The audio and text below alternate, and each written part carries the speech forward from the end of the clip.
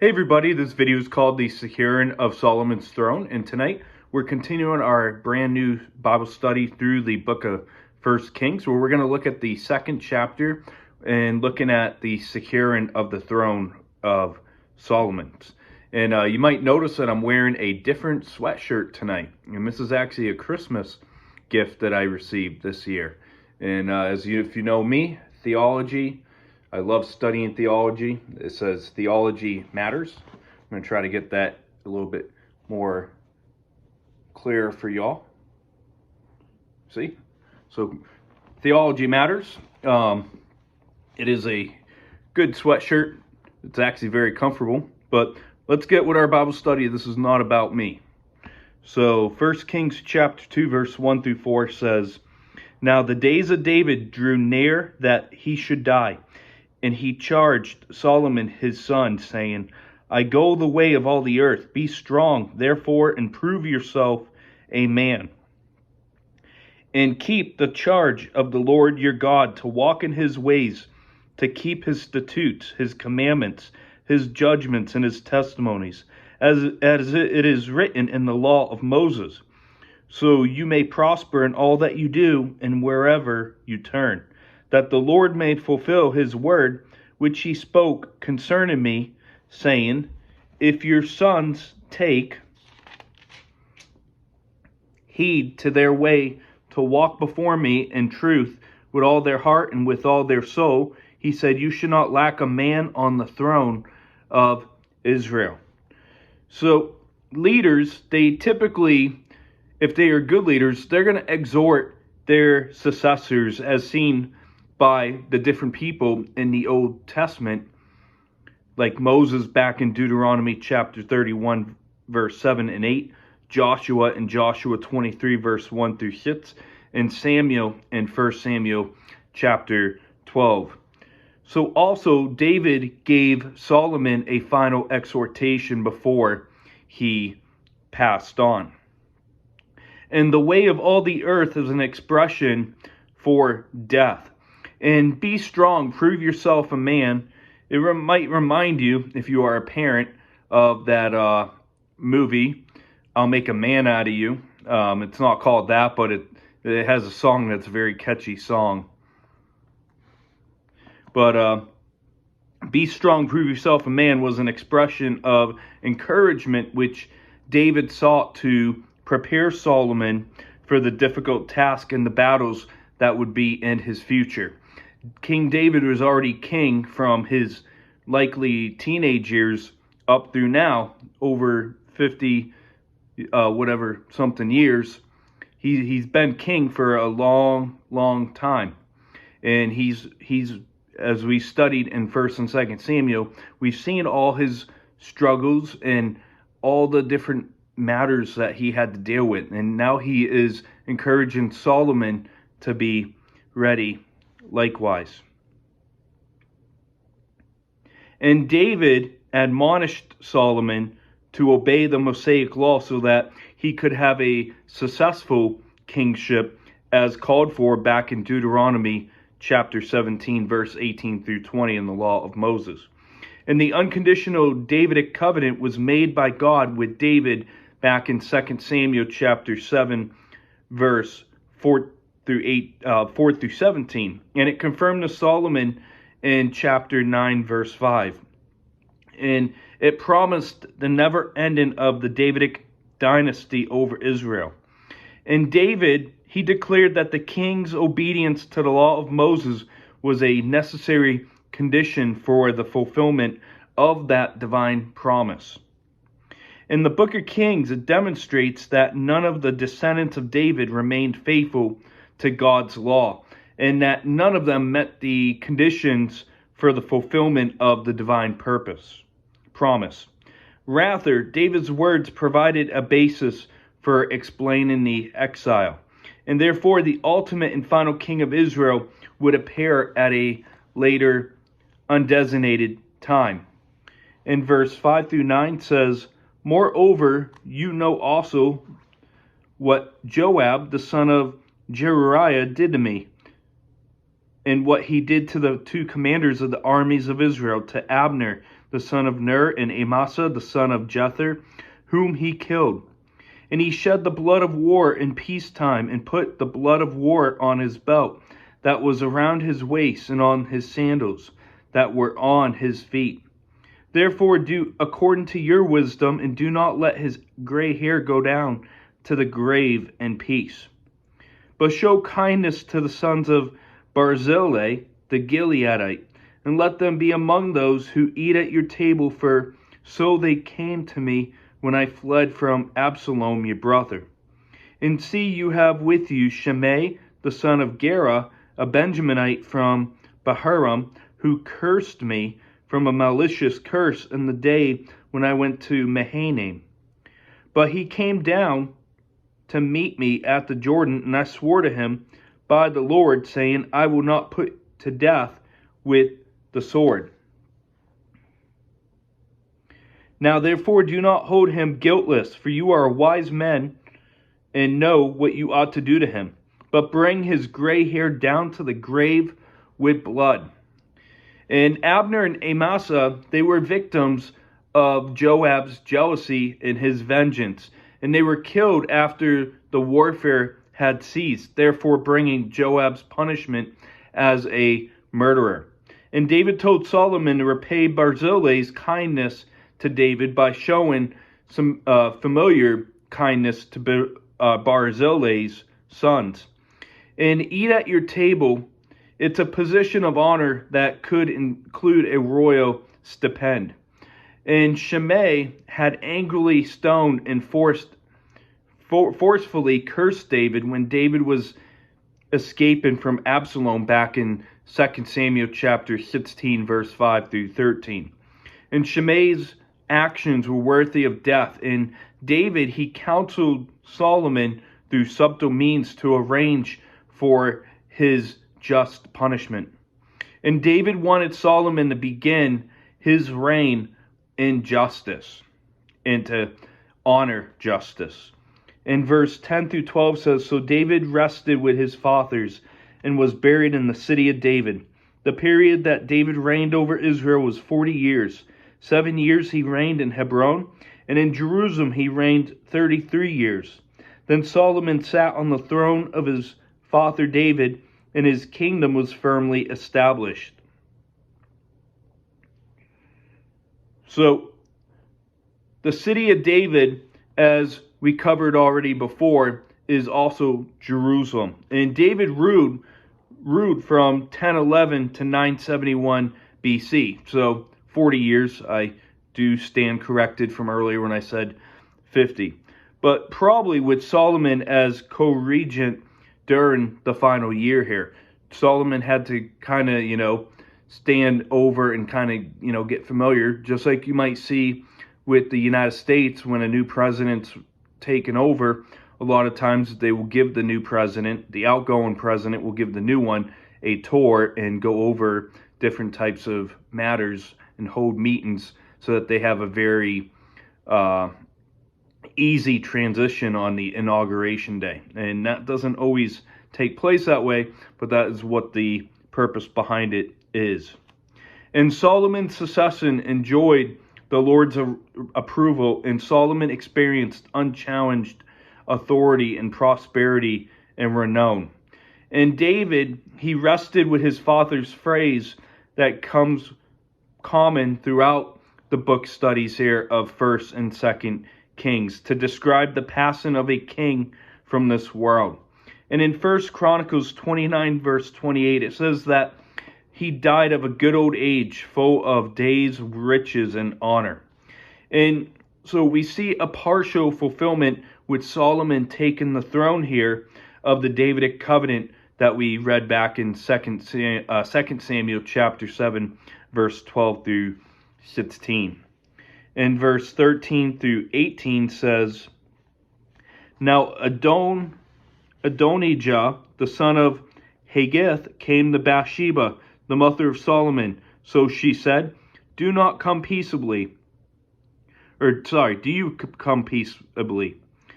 And he said, Peaceably. Moreover, he said, I have something to say to you.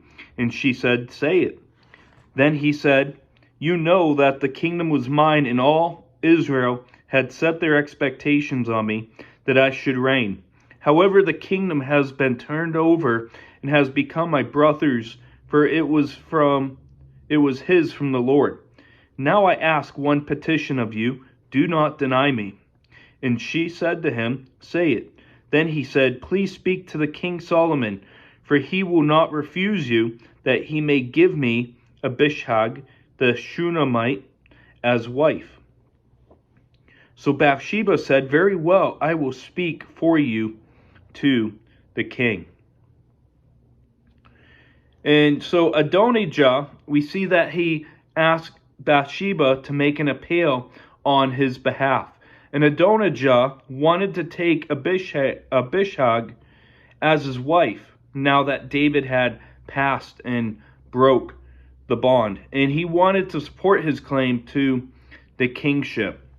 In verse 19 through 21, Bathsheba therefore went to King Solomon to speak to him for Adonijah. And the king rose up to meet her and bowed down to her, and sat down on his throne, and had a throne set for the king's mother. So she sat at his right hand. Then she said, "I desire one small petition of you. Do not refuse me." And the king said to her, "Ask it, my mother, for I will not refuse you." So she said, "Let Abishag the Shunammite be given to Adonijah, your brother, as wife."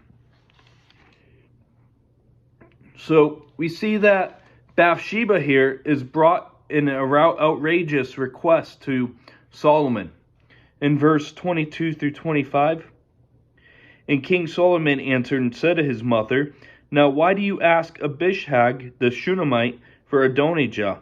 Ask for him the kingdom also, for he is my older brother, for him, and for Abiathar the priest, and for Joab the son of Jeruiah." Then King Solomon swore by the Lord, saying, "May God do so to me, and more also, if Adonijah has not spoken this word against his own life. Now therefore, as the Lord lives, who has confirmed me and set me on the throne of David my father, and who has established a house for me, as he promised, Adonijah shall be put to death today." So King Solomon set his by the hand of Benaiah, the son of Jehoiada, and he struck him down, and he died. So Solomon recognized Adonijah's request violated the terms of loyalty, and Solomon had previously specified in the very last chapter, verse 52, he pronounced a formal length death sentence on Adonijah. And Solomon viewed himself as the fulfillment of the Lord's promise to David back in 2 Samuel chapter 7, verse 12 through 16. And we know that the ultimate fulfillment of the Davidic reign would be Jesus to fulfill it. And Adonijah made a wicked, treacherous request, and he is executed here because of it. In verse 26-27, and to Abiathar the priest the king said, "Go to Anathoth, to your own fields, for you are deserving of death. But I will not put you to death at this time, because you carried the ark of the Lord God before my father David, and because you were afflicted every time my father was afflicted." So Solomon removed Abiathar from being priest to the Lord, that he might fulfill the word of the Lord which he spoke concerning the house of Eli at Shiloh. So Abiathar deserved death because he supported Adonijah as the next king, in defiance to the will of God and the will of the outgoing king, King David. And this was a treason against God, and this was also treason against the king, the monarchy of Israel. And Solomon showed mercy and wisdom to Abiathar. And Solomon let him know that he could be executed rightfully so. In verse 27, it speaks of the prophecies that we looked at back in 1 Samuel chapter 2, verse 27 through 36, and 1 Samuel chapter 3, verse 11 through 14. And in removing Abiathar from the priesthood, Solomon indirectly, without intention, fulfilled the promise of judgment against the house of Eli. And 100 years before Solomon took the throne, this reestablished the line of Eleazar and Phinehas and Zadok, as we see in verse 35, which we're going to read ahead here. Verse 35 says, "The king put Benaiah, the son of Jehoiada, in his place over the army, and the king put Zadok, the priest, in the place of Abiathar."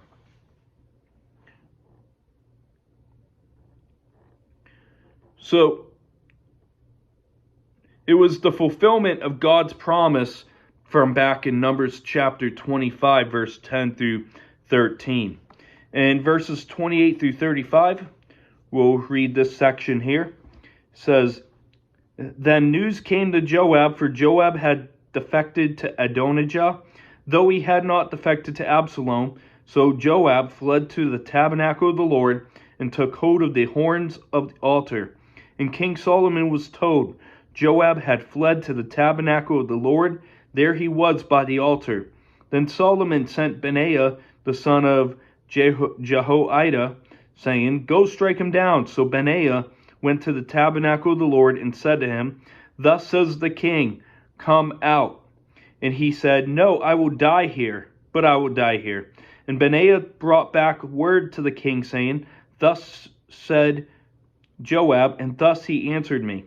Then the king said to him, Do as he has said, and strike him down and bury him, that you may take away from me and from the house of my father the innocent blood which Joab shed. So the Lord will return his blood on his head, because he struck down 2 men more righteous and better than he, and he killed them with the sword, Abner son of Ner, and the commander of the army of Israel, and Amasa the son of Jether, the commander of the army of Judah, though my father David did not know it. Their blood shall therefore return upon the head of Joab and upon the head of his descendants forever. But upon David and his descendants, upon his house and his throne, there shall be peace forever from the Lord. So Benaiah, the son of Jehoiada, went up and struck and killed him, and he was buried in his own house in the wilderness. The kings put Benaiah, the son of Jehoiada, in his place over the army, and the king put Zadok, the priest, in the place of Abiathar. So Joab, he knew that he would have been killed already if he had not been so popular with the army. And the altar provided no real sanctuary to the rebel or the murderer, as we saw back in Exodus 21, verse 14. And like Adonijah, Joab sought Elusam at the altar. And the protection of the Lord only applied to the accidental crimes not premeditated at the altar. And so Solomon ordered Benaiah to administer the violent death that was sought by King David. And for premillennialists, they see verse 33 to be fulfilled later in the Messiah's millennial reign for premillennialists. And the tomb of Joab's father was near Bethlehem. And Joab's house was probably on the edge of the Judean wilderness east of Bethlehem. And verse 26 through 46 says, Then the king sent and called for Shimei and said to him, Build yourself a house in Jerusalem and dwell there, and do not go out from there anywhere. For it shall be on that day you go out and cross the brook Kidron. Know for certain you shall surely die. Your blood shall be on your own head. And Shimei said to the king, The saying is good, as my lord the king has said, so your servant will do. So Shimei dwelt in Jerusalem many days. Now it happened at the end of 3 years, the 2 slaves of Shimei ran away to Achish, the son of Maachah, king of Gath, So they told Shimei, saying, "Look, your slaves are in Gath." So Shimei arose, saddled his donkey, and went to Achish at Gath to seek his slaves. And Shimei went and brought his slaves from Gath. And Solomon was told that Shimei had gone from Jerusalem to Gath and had come back. And the king sent and called for Shimei and said to him, "Did I not make you swear by the Lord and warn you, saying, know for certain that the day you go out and travel anywhere, you shall surely die? And you said to me, the word I have heard is good. Why then have you kept the oath of the Lord and the commandment that I gave you?" The king said moreover to Shimei, "You know, as your heart acknowledges, all the wickedness that you did to my father David. Therefore the Lord will return your wickedness on your own head. But King Solomon shall be blessed, the throne of David shall be established before the Lord forever." So the king commanded Benaiah, the son of Jehoiada, and he went out and struck him down, and he died. Thus the kingdom was established in the hand of Solomon. So Shimei had not provoked Solomon directly, whereas Adonijah had. And therefore, Solomon determined to keep Shimei under close watch, but confining him to Jerusalem. And Gath was a major Philistine city, approximately 30 miles southwest of Jerusalem. And in contrast to Shimei's curse back in 2 Samuel 16, verse 5 through 8, we see that the Lord's blessing was to come through the ruler of David's line and not Saul's line. And with the death of Shimei, all the rival factions were eliminated. So for a quick wrap up here, we looked at David's encouragement to Solomon in his final acts. And we see that David is encouraging Solomon to be strong and courageous in the Lord during his reign. And I want to look at Matthew chapter 6, verse 33. It says here, "But seek first the kingdom of God and his righteousness, and all these things shall be added to you." And likewise, God has promised us that if we put him first, that he's going to take care of the rest. And David, he gave Solomon advice on dealing with his friends as well as his enemies. And we see that David's time comes to have his time to come to pass away. And we see that David is buried in the city of David, Jerusalem. And I want to look at Acts chapter 2, verse 29.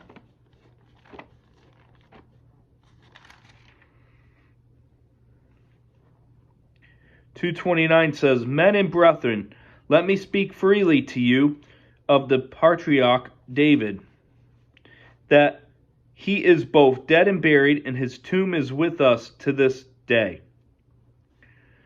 So the tomb of David was known in the time of Jesus and the apostles, as we see later in the book of Acts here. And later, Christian writer Jerome spoke of it, known during his time, way later after Jesus' time, in 347 AD, somewhere between that and 420 AD. And we see Adonijah went on to ask Bathsheba to make an appeal on his behalf. And we see that Bathsheba brings the request to Solomon. And we saw that Solomon had Adonijah executed for his challenge to the throne. And we saw that the exile of Abiathar, we saw the execution of Joab. So as we see throughout this chapter, it's very graphic if it was to be turned into a movie. It's a very brutal chapter right here. And we've looked today at a very graphic chapter, as I mentioned. And we see that the chapter, it ends with Solomon settling the past with Shimei. And that's going to wrap up for today's video. We'll see you next on Friday as we're going to look at Solomon given great wisdom. So I hope you have a great rest of your evening tonight. We'll see you at the end of the week on Friday. God bless.